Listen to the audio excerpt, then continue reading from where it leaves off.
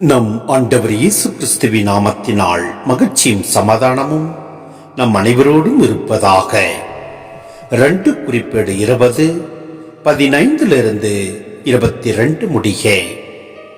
யாகேசியல் மக்களை நோக்கி, யூதா எருசலேம் வாழ் மக்களே, அரசே யோசபாத், கவனமாய் கேளுங்கள்.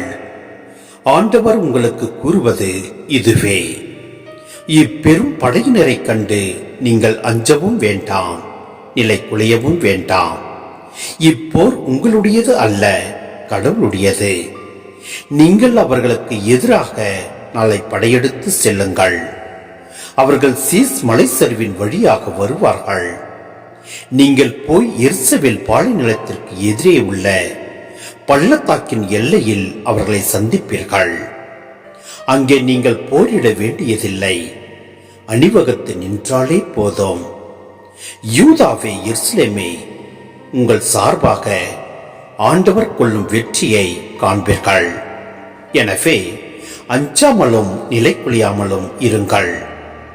நாளை அவர்களை நோக்கி செல்லுங்கள், ஆண்டவர் உங்களோடு இருப்பார் என்றார்.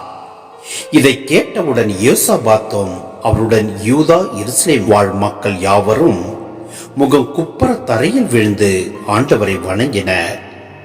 கோகாத்தியரையும் கோராக்கியரையும் சார்ந்த லேவியர் எழுந்து நின்று இஸ்ரேலின் கடவுளை உரத்த குரலிலும் உயர்ந்த தொனியிலும் வாழ்த்தினர்.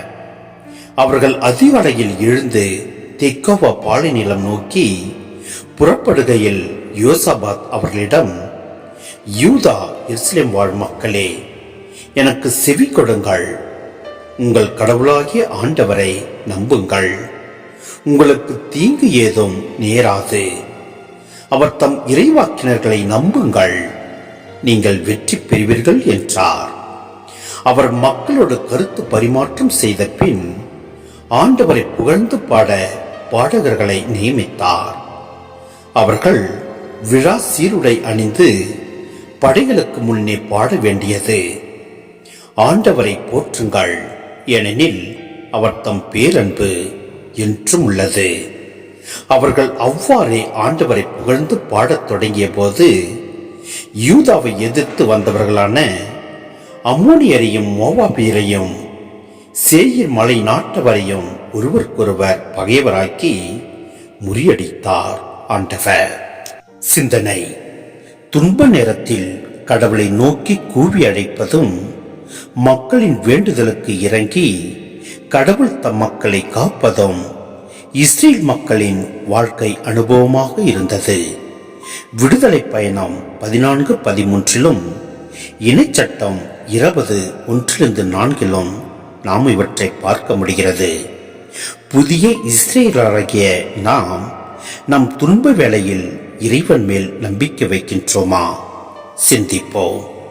இறைப்புகழ் பாடும்போது எதிரிகள் வீழ்த்தப்படுவதும் எக்காலத்தோணி முழங்கியதும் எரிகோ நகர் மதில் தகர்ந்ததை நினைவுபடுத்துகின்றது. யோசுவா 6:1-20 இந்நிகழ்ச்சிகளில் இஸ்ரேல் மக்கள் கடவுளின் மாபெரும் செயல்களை தங்கள் கண்களால் காணும் பேறு பெற்றதை காண்கின்றோம். நம்பூருடைய வாழ்வில் இத்தகைய அனுபவங்கள் நிகழ்வது இயல்பே. எனவே நம் ஆண்டவர் மீது முழு விசுவாசம் கொண்டு நாம் செயல்படுவோம். எல்லாம் வல்ல இறைவன் நம்மை நிறைவாய் ஆசீர்வதிப்பார். ஆமென்.